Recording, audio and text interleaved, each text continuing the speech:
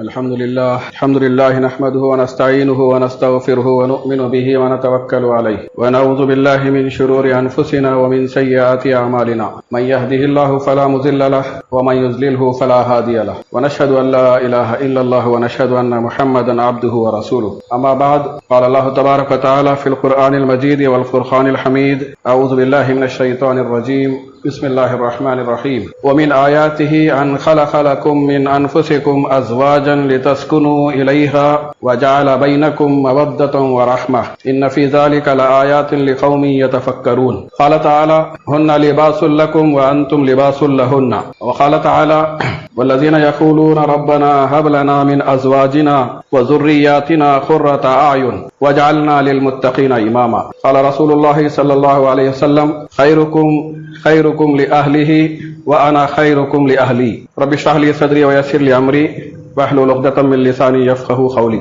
رب يسر ولا تعسر وتمم بالخير سبحانك لا علم لنا إلا ما علمتنا إنك أنت العليم الحكيم برادران اسلام، بزرگوں، نوجوان دوستوں، پیارے بچوں اور محترم خواتین، السلام علیکم ورحمۃ اللہ وبرکاتہ۔ اصلاح معاشرہ اس مرکزی عنوان پر خطبات جمعہ کا سلسلہ جاری ہے۔ آج کے خطبے کا جو موضوع ہے وہ میاں بیوی کے حقوق و فرائض۔ یہ جو موضوع ہے یہ بڑا اہم موضوع ہے اور زندگی بھر اس موضوع پر غور و فکر اور پھر اس موضوع پر عمل، اس کا تقاضا اسلام ہم سے کرتا ہے۔ گزشتہ جمعہ میں نے نکاح کے سلسلے میں بنیادی باتیں بیان کی تھی۔ نکاح کو کس طرح اسلام نے آسان بنایا ہے، کس طرح ہم نے اس کو مشکل بنا دیا ہے، اس پر میں نے گفتگو کی تھی۔ اس گفتگو کے دوران میں نے یہ بات بیان کی تھی کہ انسان کی جو فطرت ہے اس میں اللہ تعالیٰ نے مرد اور عورت، یہ دو جنس جو اللہ نے بنائے ہیں، اس کے اندر ایک دوسرے کے لیے کشش اللہ نے رکھی ہے۔ پوری کائنات کا نظام اللہ نے اس طرح بنایا ہے وَمِن كُلِّ شَيْءٍ خَلَقْنَا زَوْجَيْنِ لَعَلَّكُمْ تَذَكَّرُونَ کہ ہم نے ہر چیز کا جوڑا بنایا ہے تاکہ تم نصیحت حاصل کرو۔ تو اللہ تعالیٰ کی قدرت اور اس کی نشانیوں میں سے ایک نشانی ہے کہ اس نے ہر قسم کی مخلوق میں جوڑے بنائے ہیں۔ سبحان الذی خلق الازواج کلھا، اللہ تعالیٰ کی جو ہستی ہے بہت بلند ہے جس نے ہر چیز کے جوڑے بنائے ہیں۔ مما تنبت الارض، کہا گیا کہ جو کچھ تم زمین میں بوتے ہو اس میں بھی جوڑے ہیں۔ پلانٹس کے اندر بھی جوڑوں کا ایک انکشاف ہوا ہے اور لوگ اس کی تحقیق کر رہے ہیں۔ اسی طرح ومن انفسہم، خود انسانوں کے اندر بھی جوڑے ہیں، مرد اور عورت دو صنف اللہ نے پیدا کی ہے۔ ومما لا یعلمون، اور ان میں بھی جوڑے ہیں جن کو تم نہیں جانتے ہو۔ تو گویا یہ اللہ نے نظام بنایا ہے جس میں دو جنس ہوتے ہیں جو ایک دوسرے کے لیے تکمیل کا سبب کرتے ہیں۔ اللہ تعالیٰ نے حضرات انبیاء علیہ السلام کے حوالے سے بھی یہ بات بیان کی کہ ان کو بھی اللہ تعالیٰ نے ان کے لیے ازواج اور ذریت اللہ نے بنایا۔ خود حضرت آدم علیہ السلام کی جب تخلیق ہوئی تو اللہ تعالیٰ نے حضرت آدم علیہ السلام کے ساتھ حضرت حوا کی تخلیق کی تاکہ وہ دونوں ایک دوسرے کے ساتھ رہیں، اور ان دونوں کے ذریعے اللہ تعالیٰ نے نسل انسانی کو دنیا میں پھیلا دیا ہے۔ تو یہ بنیادی حقیقت ہے۔ اللہ نے کہا کہ لقد ارسلنا رسلا من قبلک وجعلنا لهم ازواجا وذریہ، ہم نے آپ سے پہلے اے نبی صلی اللہ علیہ وسلم جتنے رسولوں کو بھیجا ہے ان کو ہم نے ازواج بھی دیے، ذریت بھی دی، یعنی ان کی بیویاں تھیں اور ان کے ذریعے ان کی اولاد تھی۔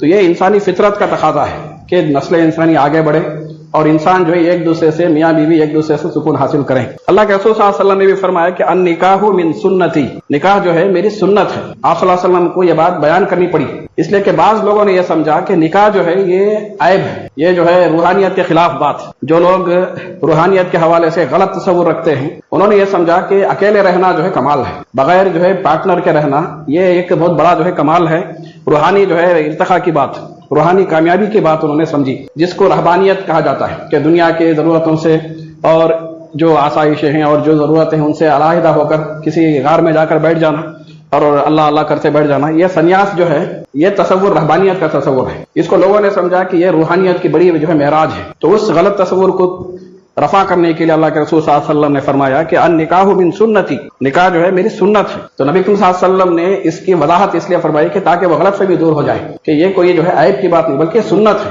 یعنی گویا انسان کی فطری ضرورت ہے اس کی تکمیل کے لیے اگر انسان پیش قدمی کرتا ہے نکاح کے ذریعے، کہا گیا کہ یہ عبادت ہے، یہ سنت ہے، اس کے لیے اجر و ثواب ہے۔ تو گویا اس کے تقدس کو اللہ تعالیٰ نے بیان کیا ہے، نبی صلی اللہ علیہ وسلم نے بیان کیا ہے۔ خطبہ نکاح جو پڑھا جاتا ہے نکاح کے موقع پر، اس میں 4 آیتیں اللہ تعالیٰ نے ہماری رہنمائی ان 4 آیتوں میں کی ہے۔ اللہ کے رسول صلی اللہ علیہ وسلم نے وہ 4 آیتیں مختص کی ہیں۔ خطبہ نکاح جو میاں بیوی کے لیے آغاز ہوتا ہے، زندگی گزارنے کے لیے رہنمائی ان آیات میں ہوتی ہے۔ اگر خطبہ نکاح صرف برکت کے لیے ہوتا تو اللہ کے رسول صلی اللہ علیہ وسلم سورہ فاتحہ کو رکھ دیتے کہ سورہ فاتحہ پڑھو اور نکاح کر لو، لیکن آپ صلی اللہ علیہ وسلم نے سورہ فاتحہ کو خطبہ نکاح میں نہیں رکھا ہے. اسی طرح آیت الکرسی ہے عظیم آیت، وہ آیت بھی رکھی جا سکتی تھی. اسی طرح اگر ثواب کی نیت سے آپ پڑھنا چاہتے تو سورہ اخلاص، سورہ اخلاص میں بھی 4 آیتیں ہیں اور اس کو ثلث القرآن کہا گیا ہے. قرآن کا جو ہے 1/3 1/3 3 مرتبہ سورہ اخلاص پڑھیں گے تو پورے قرآن کا اجر آپ کو ملے گا. یقیناً برکت کے اعتبار سے سورہ اخلاص بھی موجود تھی، لیکن اللہ کے رسول صلی اللہ علیہ وسلم نے خطبہ نکاح میں سورہ اخلاص بھی متعین نہیں کی. آپ صلی اللہ علیہ وسلم نے جن آیتوں کو خطبہ نکاح میں رکھا ہے وہ 4 آیتیں. اس میں پہلی آیت سورہ نساء کی پہلی آیت ہے. سورہ نساء سورہ نمبر 4، اس کی جو پہلی آیت ہے وہ سب سے پہلے رکھی گئی ہے. اس کے بعد سورہ آل عمران، یہ سورہ نمبر 3 ہے اور اس کی آیت نمبر 102 یہ جو ہے خطبہ نکاح میں رکھی گئی ہے. اسی طرح سورہ احزاب ہے، یہ سورہ نمبر 33، اس کی 2 آیتیں رکھی گئی ہیں، آیت نمبر 70 اور 71 70 اینڈ 71. یہ جو 4 آیتیں ہیں ان آیتوں پر ہم غور کریں گے. ان آیتوں میں جو پیغام دیا گیا ہے وہ میاں بیوی دونوں کے لیے خاص طور پر نصیحت کہ ان اصولوں پر آپ کو زندگی گزارنی ہے. اگر ان اصولوں کو آپ سامنے رکھیں گے تو آپ کی زندگی خوشگوار ہوگی. اگر ان اصولوں سے آپ جو ہے روگردانی کریں گے، نظر انداز کریں گے تو آپ کی زندگی جو ہے مسائل کا شکار ہو سکتی ہے اور آپ جو ہے پریشانیوں کا شکار ہوں گے. تو گویا وہ 4 جو آیتیں رکھی گئیں اس سے میاں بیوی کو یعنی جو دولہا دلہن ہے اس کے لیے خصوصی نصیحت اور ساتھ ہی ساتھ جو مجلس میں لوگ موجود ہیں ان کی تذکیر کا بھی سامان اس میں ہوتا ہے. وہ آیتیں کیا ہیں؟ سورہ نساء کی جو پہلی آیت ہے اس پہ اللہ تعالیٰ نے بنیادی حقیقتیں بیان کی ہیں. اللہ نے کہا کہ یا ایھا الناس، اے لوگو، یا ایھا الناس اتقوا ربکم، اے لوگو اپنے رب سے ڈرو، رب کا تقوی اختیار کرو. الذی خلقکم من نفس واحدہ، جس نے آپ کو ایک جان سے پیدا کیا ہے. حضرت آدم علیہ السلام کو اللہ نے پیدا کیا، ایک فرد کو اللہ نے پیدا کیا. وخلق منها زوجہا، اور پھر اللہ نے کہا کہ ان سے ان کا جوڑا اللہ نے بنایا. تو کہ حضرت آدم علیہ السلام کی تخلیق کے بعد حضرت حوا کی تخلیق عمل میں آئی. وبث منہما رجالا کثیرا ونساء، اور پھر اللہ نے کہا کہ ان دونوں کے ذریعے بہت سارے مرد اور بہت ساری خواتین ہم نے جو ہے دنیا میں پیدا کی ہیں. ان دونوں کے ذریعے نسل انسانی کو ہم نے دنیا میں پھیلا دیا ہے. وبث منہما رجالا کثیرا ونساء واتقوا اللہ الذی تساءلون به والارحام. پھر سے اللہ نے کہا کہ تقوی اختیار کرو اور کہا کہ اس اللہ کا تقوی اختیار کرو جس کا واسطہ دے کر تم ایک دوسرے کے حقوق طلب کرتے ہو. اور یاد رکھو صلہ رحمی کو، والارحام، صلہ رحمی رشتہ داروں کے حقوق ادا کرنے کی تلقین. ان اللہ کان علیکم رقیبا، اللہ تعالیٰ آپ پر نگران ہے، آپ کی نگرانی کر رہا ہے اور آپ کو جو ہے وہ دیکھ رہا ہے. آپ کا پورا حساب و کتاب اللہ کے پاس موجود ہے. تو گویا یہ باتیں اللہ تعالیٰ نے سورہ نساء کی ابتدائی آیت میں بیان فرمائی ہیں. اس میں اللہ نے کہا کہ سارے انسانوں کی جو اصل ہے وہ آدم و حوا، یہ دونوں جو ہے ماں باپ ہیں. ان دونوں سے پوری نسل انسانی آگے بڑھی ہے. تو پہلی حقیقت یہ بیان کی گئی کہ انسان کو اللہ نے ایک جوڑا بنایا ہے، مرد اور عورت. یہ جو صنفیں ہیں یہ خود اللہ نے تخلیق کی ہیں. حضرت آدم علیہ السلام کو اللہ نے پیدا کیا تو جوڑا بنایا حضرت حوا کا، اور دونوں کو اللہ تعالیٰ نے مل کر رہنے کا جو ہے حکم دیا اور ان کے ذریعے نسل انسانی آگے بڑھائی. تو پہلی حقیقت بیان کی گئی کہ سارے انسانوں کی جو اصل ہے وہ ایک ہے، سب جو ہے ایک ہی اصل سے ہو، سب آدم حوا کے اولاد ہو. تو ایک دوسرے پر فخر جتانے کا کوئی موقع، کوئی اس کی گنجائش نہیں ہے کہ آپ جو ہے خاندان کے اعتبار سے اپنے آپ کو معزز سمجھیں، حسن و جمال کے اعتبار سے اپنے آپ کو معزز سمجھیں.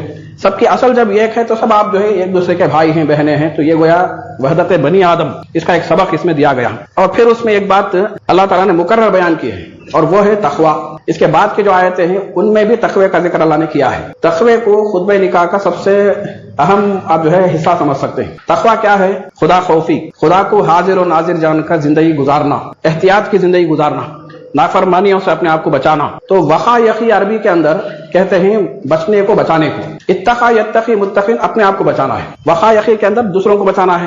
جیسے اللہ نے کہا کہ یا ایھا الذین آمنوا قوا انفسکم، بچاؤ اپنے آپ کو، واہلیکم، اور اپنے گھر والوں کو جہنم کی آگ سے. تو وقا یقی کے اندر بچانے کا مفہوم ہے. اسی کا ایک ویریشن ہے اتقا یتقی متقین، اپنے آپ کو بچانا یعنی کنٹرولڈ لائف گزارنا. تقوی کے معنی کیا ہیں؟ اللہ ہمیں دیکھ رہا ہے اور پوری زندگی اللہ کے سامنے موجود ہے. تو ہمیں اللہ تعالیٰ کے ارشادات پر عمل کرتے ہوئے زندگی گزارنی ہے، اس کی ہدایات کی روشنی میں زندگی گزارنی ہے. تو ہمیں جو ہے جو دنیا کے اندر مختلف ڈسٹریکشنز ہیں اور جو نافرمانیوں کے راستے ہیں ان سے بچتے ہوئے اپنی زندگی گزارنا، صراط مستقیم پر قائم ہو جانا، یہ گویا تقوی ہے. تو تقوی کا مطلب ہے ایک سیلف کانشیس لائف، شعوری زندگی اور احتیاط کی زندگی. آپ دیکھیں گے کہ اس کی اتنی اہمیت ہے کہ پوری زندگی اس تقوی کی روشنی میں اگر گزرتی ہے تو آپ کے ذریعے ناانصافیاں نہیں ہو سکتی، آپ کے ذریعے لوگوں کو پریشانی کا سامنا نہیں ہوگا، بلکہ آپ کو احساس ہوگا کہ جو اللہ نے ہمیں رہنمائی کی ہے اس کے مطابق زندگی گزارنی ہے.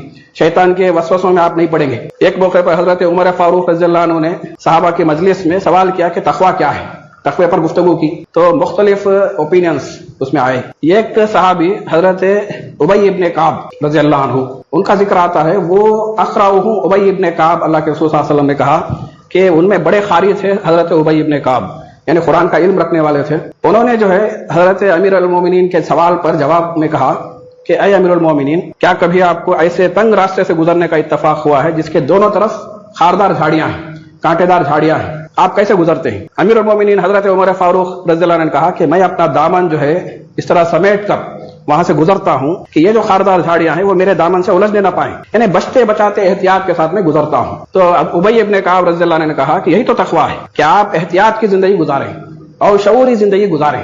तो ये गोया खुलासा है तकवे का, पूरी जिंदगी इस तकवे के रोशनी में गुजारने की तलकीन अल्लाह ने की। और फिर इसमें एक अहम बात सूरह निसा की आयत में अल्लाह ने कहा कि वल अरहाम, रिश्तेदारों के हुकूक अदा करो। रिश्तेदारों के अंदर मियाँ बीवी खुद रिश्तेदार हैं, उनके ससुराली रिश्ते आ जाते हैं, फिर जो है वालिदैन हैं, औलाद हैं, करीबी रिश्तेदार हैं, इन सब के हुकूक अल्लाह ताला ने मुतय्यन किए हैं।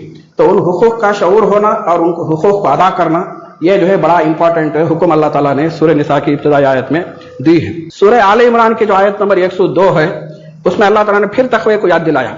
या अय्युहल्लज़ीना आमनू, यहाँ पर मुसलमानों को खिताब किया गया। पहली आयत में सारे इंसानों को अल्लाह ने एड्रेस किया था, इसलिए कि सारे इंसान आदम हव्वा की औलाद हैं। यहाँ पर अल्लाह ताला ने कहा कि अहले ईमान, ऐ लोग जो ईमान लाए हो, अल्लाह का तकवा इख्तियार करो। इत्तकुल्लाह हक़्क़ तुक़ातिही, यहाँ पर जरा ताकीद है, फोर्स है कि आप तकवा इख्तियार करें जैसा कि उसका हक है। तकवा इख्तियार करो कि उसका हक अदा हो जाए। गोया तकवे के सिलसिले में बड़ी ताकीद इस आयत के अंदर अल्लाह ने बयान की। जब यह आयत नाजिल हुई तो सहाबा इकराम चौंक पड़े कि तकवे का हक अदा हो जाए, कैसे मुमकिन है? क्या हम तकवे का हक अदा कर सकते हैं? तकवे का हक क्या हो सकता है? तो अल्लाह ताला ने उसकी वजाहत नाजिल फरमाई कि फत्तकुल्लाह मस्ततातुम, तुम्हारी जो कैपेसिटी है उसके मुताबिक तुम तकवा इख्तियार करो, यही उसका हक अदा करना है। यानी गोया आपका जो इल्म और फहम है और आपकी जो अंडरस्टैंडिंग है और आपका जो गोया वे ऑफ लाइफ है, ये कुरान के मुताबिक, अल्लाह की हिदायत के मुताबिक, तकवे के तकाज़ों को समझकर आप जितना कर सकते हैं तकवा इख्तियार करें। गोया हमारी कैपेसिटी के मुताबिक हमारा इम्तिहान है। और कुरान मजीद के अंदर तकवे की बड़ी वजाहत आई है, यहाँ पर उसका तफसील का मौका नहीं है। अल्लाह ताला ने मुत्तक़ियों की जिंदगी को डिफाइन किया है कि ये होते हैं तकवे वाले, ये उनके खुसूसियात होते हैं, ये उनके जो है मिजाज का जो है नमूना होता है। तो गोया तकवे को इख्तियार करना ये खुतबा निकाह का सबसे बड़ा पैगाम।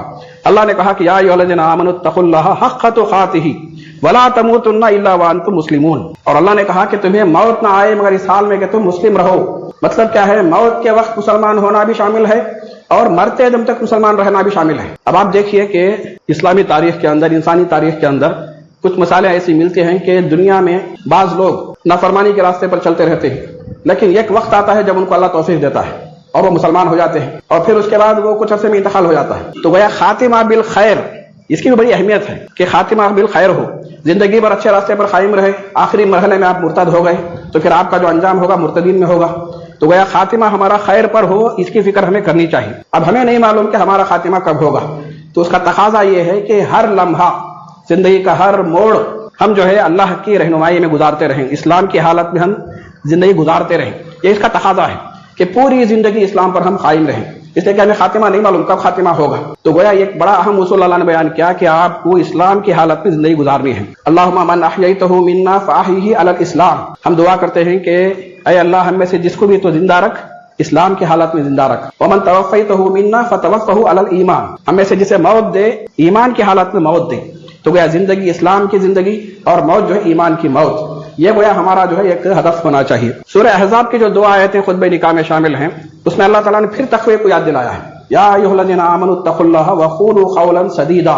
कहा गया कि ऐ लोगों जो ईमान लाए हो, अल्लाह का तक़वा इख्तियार करो और सीधी सादी बात करो। व क़ूलू क़ौलन सदीदा, भली बात, सही बात, मारूफ बात। तो क़ौले सदीद का हुक्म अल्लाह ने दिया है, और ये खास रहनुमाई है दूल्हा और दुल्हन के लिए, मियाँ बीवी के लिए, कि आप अपनी जबान पर काबू रखें, जबान से सही बात कहें। इसलिए कि आप देखते हैं कि मियाँ बीवी का जो रिश्ता है, इसमें वक्तन फवक्तन गुफ्तगू की जरूरत पड़ती है, और बसा वक्त ऐसा भी होता है कि गलत बातें बयान हो जाती हैं, लान तान हो जाता है, मजाक उड़ाया जाता है। तो गलत अगर इस्तेमाल होगा तो आपके लिए मसाइल पैदा होंगे। अल्लाह ने कहा कि क़ूलू क़ौलन सदीदा, जबान से सही बात आप कहें, सीधी बात कहें, जो जरूरी है वो बात आप कहें। अल्लाह के रसूल सल्लल्लाहु अलैहि वसल्लम ने फरमाया कि मन काना युमिनु बिल्लाहि वल यौमिल आखिर فَلْيَقُلْ خَيْرًا أَوْ لْيَصْمُتْ. بڑا امپورٹنٹ فارمولا آپ صلی اللہ علیہ وسلم نے دیا کہ جو کوئی اللہ اور روز آخر پر ایمان رکھتا ہے اس کے لیے ضروری ہے کہ وہ یا تو بھلی بات کہے یا پھر خاموش رہے. ایک فارمولا اللہ کے رسول صلی اللہ علیہ وسلم دیا کہ آپ کو اگر گفتگو کرنی ہے تو آپ صحیح بات کہیں، اچھی بات کہیں یا پھر خاموش رہیں. تو گویا من سکت سلیم ومن سلم نجا. جو خاموش رہا وہ سلامتی پا گیا اور جو سلامتی پا گیا وہ کامیاب ہو گیا. تو گویا زبان کا محتاط استعمال، زبان کا صحیح استعمال، یہ بڑا اہم اصول اللہ تعالیٰ نے خطبہ نکاح کی رعایتوں میں ہمیں دیا ہے. اس کے نتیجے میں اللہ نے کہا کہ یصلح لکم اعمالکم. اگر تمہاری زندگی کے اندر زبان کا صحیح استعمال ہوگا تو تمہارے اللہ تعالیٰ جو ہے اعمال درست کر دے گا، تمہارا جو عمل ہے اس کو ٹھیک ٹھاک کر دے گا. وَيَغْفِرْ لَكُمْ ذُنُوبَكُمْ. اور تمہارے گناہوں کو اللہ تعالیٰ معاف کرے گا. گویا زبان کے صحیح استعمال پر، زبان پر قابو کے نتیجے میں اور تقوی کے نتیجے میں، تقوی ہر جگہ ضروری ہے، اس کے نتیجے میں اللہ نے کہا کہ آپ کے اعمال اللہ تعالیٰ درست کر دے گا اور آپ کی مغفرت اللہ کرے گا، آپ کے گناہوں کو معاف کرے گا. اس کے بعد ایک بڑی اہم بات اللہ نے بیان کی کہ وَمَن يُطِعِ اللَّهَ وَرَسُولَهُ فَقَدْ فَازَ فَوْزًا عَظِيمًا. کہ جو اللہ اور رسول کی اطاعت کریں گے وہ عظیم کامیابی پائیں گے. گویا دولہا دلہن کو اللہ تعالیٰ جو ہے یہ نصیحت کر رہا ہے اور ان کے توسط سے ساری مجلس کو، جتنے لوگ سنتے ہیں خطبہ نکاح کو، کہ اللہ اور رسول کی اطاعت یہ آپ کے لیے کامیابی کے لیے ضروری ہے. اللہ اور رسول کی اطاعت آپ کریں گے تو آپ عظیم کامیابی سے ہمکنار ہوں گے. اللہ اور رسول کی اطاعت کیا ہے؟ حجۃ الوداع کے موقع پر اللہ کے رسول صلی اللہ علیہ وسلم نے امت کو وصیت کی، امت کو نصیحت کی، اور آپ نے کہا کہ میں جا رہا ہوں لیکن دو چیزیں چھوڑ کر جا رہا ہوں. ان دو چیزوں کو جب تک تھامے رہو گے کبھی گمراہ نہیں ہوگے. ان کو چھوڑو گے تو گمراہ ہوگے. ترکت فیکم امرین لن تضلوا ما تمسکتم بہما کتاب اللہ و سنت نبی. ایک اللہ کی کتاب ہے، دوسری میری سنت. یہی اللہ کی اطاعت اور رسول کی اطاعت ہے. قرآن کی اطاعت، حدیث کی اطاعت، قرآن و سنت کی پیروی، قرآن و سنت کے نقش قدم پر چلنا، یہ گویا زندگی کے لیے ایک روشنی ہے. تو دولہا دلہن کو ان آیتوں کے اندر آپ دیکھیے کہ تقوی کی تلقین، رشتہ داروں کے حقوق کی تلقین، زبان کے صحیح استعمال کی تلقین، اور پھر اسی طرح کہا گیا ہے کہ آپ کو مرتے دم تک اسلام پر قائم رہنا ہے اور ساتھ ہی ساتھ اللہ اور رسول کی اطاعت کرنا ہے. یہ اصول اگر ہماری زندگیوں میں آ جائیں تو آپ دیکھیں گے کہ خوشگوار زندگی ہماری ہوگی. اللہ نے کہا کہ وَإِنْ آيَاتِهِ أَنْ خَلَقَ لَكُم مِّنْ أَنفُسِكُمْ أَزْوَاجًا. یہ جو میاں بیوی کا جو رشتہ ہے اس کے بارے میں اللہ نے کہا کہ یہ اس کی نشانیوں میں سے نشانی ہے. وَمِنْ آيَاتِهِ أَنْ خَلَقَ لَكُم مِّنْ أَنفُسِكُمْ أَزْوَاجًا. اس کی نشانیوں میں سے ایک نشانی ہے کہ اس نے تمہارے لیے تمہارے ہی جنس میں سے ایک جوڑا بنایا ہے. اور پھر کہا کہ لِتَسْكُنُوا إِلَيْهَا. اس کا مقصد کیا ہے؟ تاکہ تم ان سے سکون حاصل کرو. گویا میاں بیوی ان دونوں کے وجود کا سب سے بڑا مقصد کیا ہے؟ ایک دوسرے کی تسکین کا سامان ہونا. اور یہ خود اللہ تعالیٰ نے انسانوں کے اندر اس کو ودیعت کیا ہے، ایک جذبہ اللہ نے رکھا ہے، اور یہ جذبہ جو ہے ان دونوں کو قریب کرتا ہے. اور کہا گیا کہ واحد ذریعہ ہے، حلال ذریعہ نکاح ہے. اس کے علاوہ جو ذریعے ہیں وہ سب جو ہے ناجائز ذریعے ہیں. تو گویا نکاح کے رشتے کو اتنا تقدس اللہ نے عطا کیا، نبی کریم صلی اللہ علیہ وسلم نے عطا کیا کہ اس کے ذریعے آپ عبادت کا جو ہے فریضہ انجام دیتے ہیں. نکاح کے ذریعے آپ اپنی ضرورت کی تکمیل کرتے ہیں تو اللہ کے رسول صلی اللہ علیہ وسلم نے کہا کہ اس میں بھی آپ کو اجر دیا جائے گا. تو گویا لتسکنوا الیہا، انسان جو سکون چاہتا ہے، کہا گیا کہ اپنے بیوی کے ذریعے وہ سکون حاصل کرے، بیوی شوہر سے سکون حاصل کرے. لتسکنوا الیہا. اور پھر اللہ نے اپنا احسان یاد دلایا کہ وجعل بینکم مودۃ ورحمہ. اللہ تعالیٰ نے میاں بیوی کے اندر مودت اور رحمت ڈال دی ہے. ایک ہوتی ہے محبت، یہ انیشل سٹیج. محبت جب گہری ہو جائے اسے مودت کہا جاتا ہے. اور مودت کے اندر جب ایک عروج ہوتا ہے، اس کے اندر جو ہے انہانسمنٹ ہوتا ہے، تو وہ رحمت بن جاتی ہے. رحمت جو ہے اس کے لیے یعنی اعلیٰ درجہ ہے، محبت کا اعلیٰ درجہ جو ہے رحمت ہے. اللہ تعالیٰ رحمان ہے تو گویا اس کی محبت کا سب سے اونچا مقام. اسی طرح کہا گیا کہ اللہ نے میاں بیوی کے اندر مودت بھی ڈال دی ہے، رحمت بھی ڈال دی ہے. تو گویا ایک دوسرے کے لیے آپ دیکھیے کہ خیرخواہ ہو جاتے ہیں، ایک دوسرے پر احسان کرتے ہیں، ایک دوسرے کے احسان کے نتیجے میں محبت جو ہے قوی ہوتی ہے اور ایک لائف لانگ جو ہے بانڈنگ پیدا ہوتی ہے.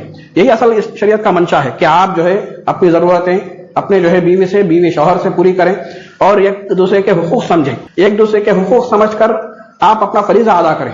تو یہ گویا خوشگوار زندگی کا ایک اصول اللہ تعالیٰ نے دیا ہے. ان فی ذلک لآیات لقوم یتفکرون. اس رشتے کے اندر بھی اللہ تعالیٰ نے کہا کہ غور و فکر کرنے والوں کے لیے بڑی نشانیاں ہیں. اللہ نے کہا ایک بڑا خوبصورت استعارہ میاں بیوی کا جو رشتہ ہے، سورہ بقرہ میں اللہ نے کہا کہ ہن لباس لکم وانتم لباس لہن، کہ وہ تمہارے لیے لباس ہیں اور تم ان کے لیے لباس ہو. تو میاں بیوی کو اللہ نے کہا کہ تم ایک دوسرے کا لباس، ڈریس، ہمارا جو گارمنٹس ہیں، ہمارا جو لباس ہے، اس کے سلسلے میں آپ دیکھیے کہ اللہ نے جو مثال دی لباس کی، کتنی خوبصورت مثال، اور اس کے اندر بہت سارے جو ہے حکمتیں پائی جاتی ہیں. لباس کا سب سے بڑا کام کیا ہے؟ لباس جو ہے یہ قربت کی علامت کہ ہم سے جدا نہیں ہو سکتا، لباس سے ہم جو ہے علیحدہ نہیں ہو سکتے، ہم جو ہے لباس سے لگے رہنا پسند کرتے ہیں، با لباس ہونا ہم پسند کرتے ہیں، بے لباسی کو پسند نہیں کرتے ہیں۔ تو با لباس ہونا، لباس کے ساتھ ہونا، اس کا مطلب کیا ہے کہ ایک تو اس کا مطلب ہے کہ کوئی بھی انسان وہ جو ہے اکیلا نہیں رہنا چاہیے، اس کو جو ہے انڈیویجول لائف نہیں گزارنی چاہیے، وداؤٹ پارٹنر لائف اسلام میں پسندیدہ نہیں ہے۔ اس سے پہلے میں نے کہا تھا کہ مجرد لائف، بیچلر لائف، آپ جو ہے شادی نہیں کر رہے ہیں، شادی نہیں کرنے کو آپ تقدس سمجھ رہے ہیں، یہ غلط فہمی ہے۔ تو کہا گیا کہ بغیر پارٹنر کے کسی بھی انسان کو نہیں ہونا چاہیے، کسی بھی بالغ انسان کو بغیر پارٹنر کے نہیں ہونا چاہیے، الا ہے کہ کوئی بہت زیادہ مجبوری ہو جس کی وجہ سے شادی نہیں ہو رہی، الگ بات ہے۔ لیکن کہا گیا کہ مسلمہ اصول یہ ہے کہ کوئی بھی فرد بغیر پارٹنر کے معاشرے میں نہیں ہونا چاہیے۔ اللہ کے رسول صلی اللہ علیہ وسلم کے زمانے میں یہ مسئلہ ہی نہیں تھا، کوئی مجرد ہونے کا سوال ہی نہیں تھا، بیوہ اس کی بھی شادی ہو جاتی، مطلقہ اس کی بھی شادی ہو جاتی، کوئی ایک سے زائد شادی کرنا ہوتا تو اس کے لیے بھی موقع بن جاتا۔ تو گویا شادی جو اتنی آسان تھی، کسی کے لیے کوئی دشواری نہیں تھی پارٹنر تلاش کرنا اور نکاح کر لینا۔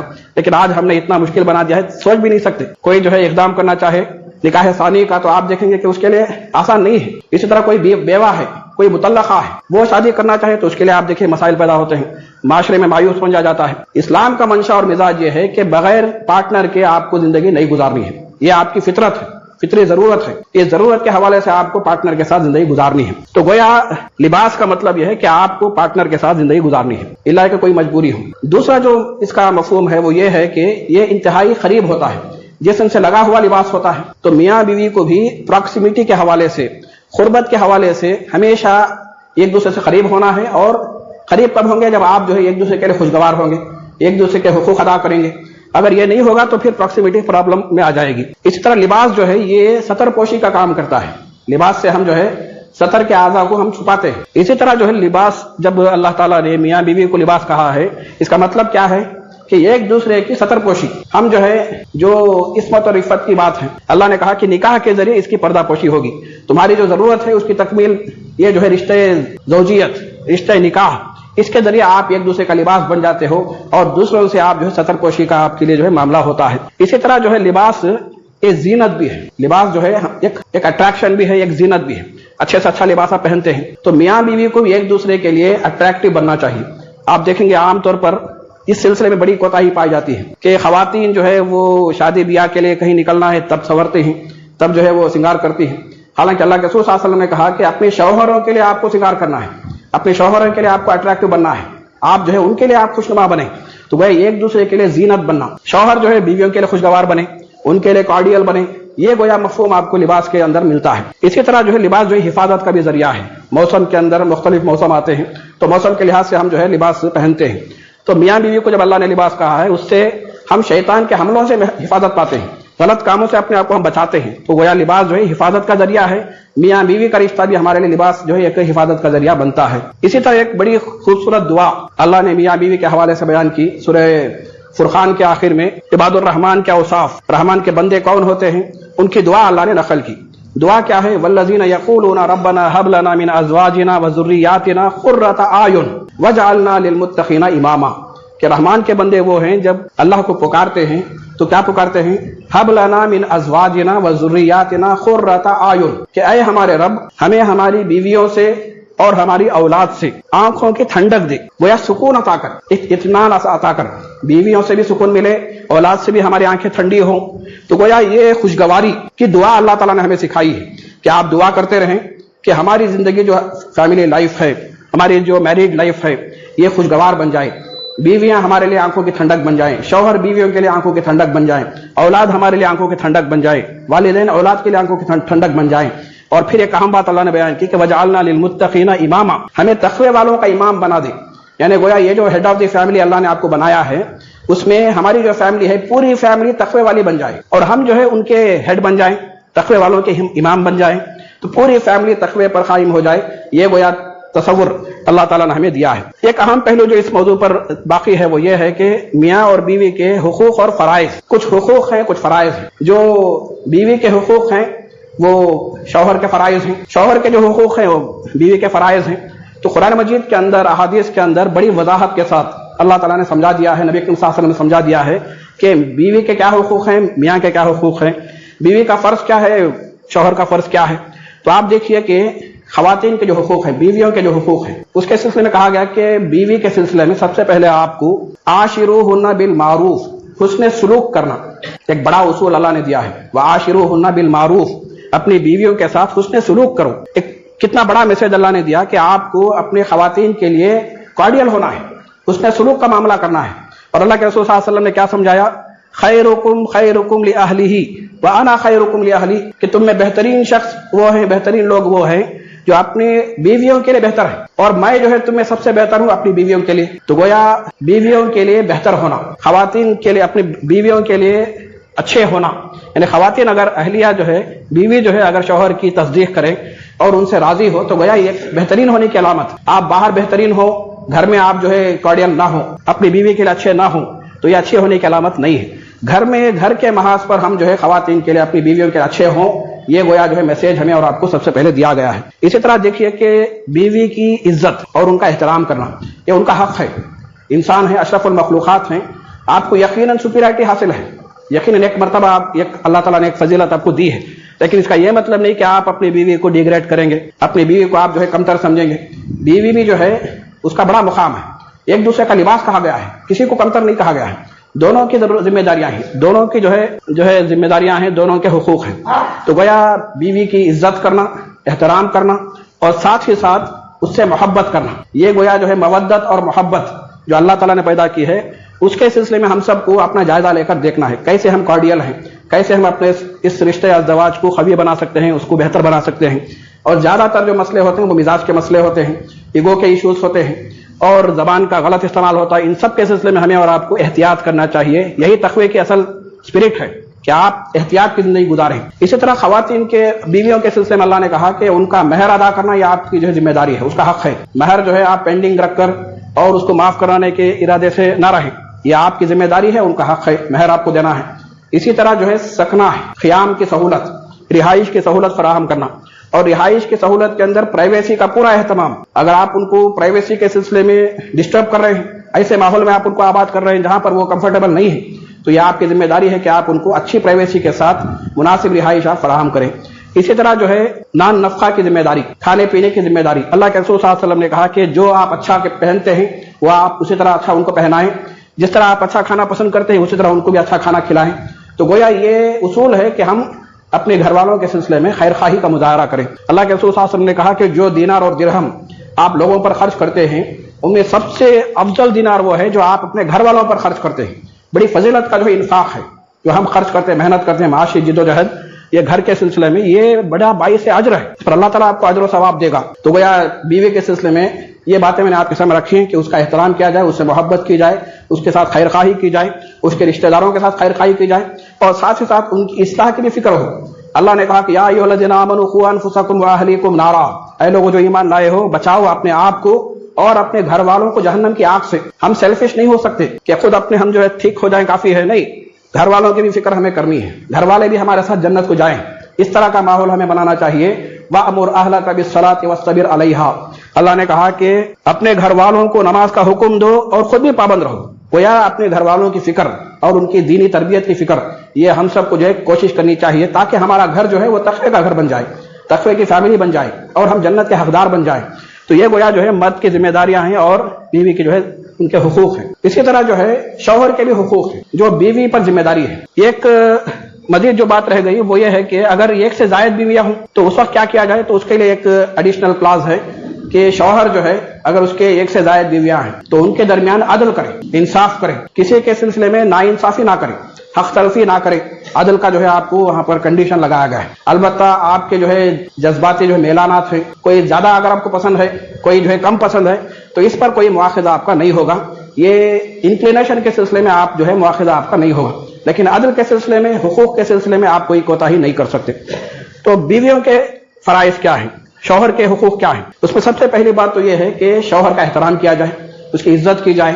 اللہ کے رسول صلی اللہ علیہ وسلم نے کہا کہ اگر دنیا میں کسی کو، انسان کو، کسی اللہ کے علاوہ کسی کے سامنے سجدہ کرنے کی اجازت ہوتی تو میں بیویوں کو حکم دیتا کہ وہ اپنے شوہروں کے سامنے سجدہ کریں۔